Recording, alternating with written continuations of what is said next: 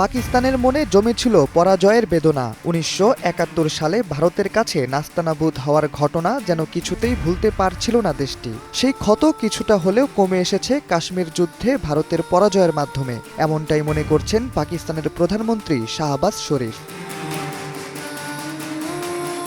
বুধবার পাকিস্তানের শিয়ালকোটের পাসরৌর সেনানিবাস পরিদর্শন করতে গিয়ে শাহবাজ বলেন, ভারতের বিরুদ্ধে চালানো সাম্প্রতিক বুনিয়ানুম মারসুস অভিযানের মাধ্যমে আমরা ১৯৭১ সালের যুদ্ধে ভারতের হাতে পরাজয়ের প্রতিশোধ নিয়েছি। ঔপনিবেশিক শাসন আমলে ধর্মের ভিত্তিতে আলাদা হওয়া পূর্ব পাকিস্তানের শাসনভার পেয়েছিল পাকিস্তান। তবে ভাষার দিক দিয়ে পূর্ব পাকিস্তানের জনগণের ভারতীয় সংস্কৃতির সাথে মিল থাকায় নতুন মুক্তির পথ খোঁজে বাংলাদেশ। শুরু হয় যুদ্ধ। শেষ দিকে ভারত সক্রিয়ভাবে অংশগ্রহণ করে সেই যুদ্ধে।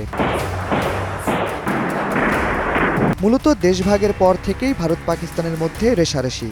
ধর্মভিত্তিক আদিম শত্রুতা তো রয়েছেই, যে শত্রুতার রেশ দেখা যায় দেশ দুটির প্রতিটি ক্ষেত্রে। সবশেষ কাশ্মীর ইস্যুও সেই পুরনো রূপেই আবির্ভূত হয়েছে। পাকিস্তানের পক্ষ থেকে চালানো অন্তিম অভিযানের নাম দেওয়া হয়েছিল বুনিয়ানুম মারসুস, যার অনুপ্রেরণার উৎস ধর্ম।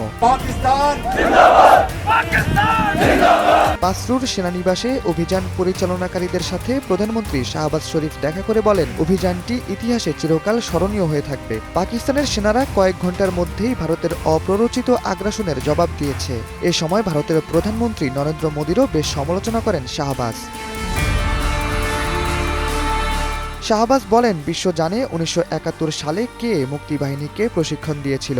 এখন সেই একই শক্তি বেলুচিস্তানের বিচ্ছিন্নতাবাদী এবং পাকিস্তান বিরোধী সশস্ত্র গোষ্ঠীকে সমর্থন দিচ্ছে। মোদীকে উদ্দেশ্য করে শাহবাজ আরও বলেন, আপনার উস্কানিমূলক বক্তব্য আপনার কাছে রাখুন। পাকিস্তান শান্তি চায়, তবে এই শান্তির আকাঙ্ক্ষাকে দুর্বলতা ভাবলে ভুল করবেন। শাহরিয়ার আহমেদ, সময়ের আলো।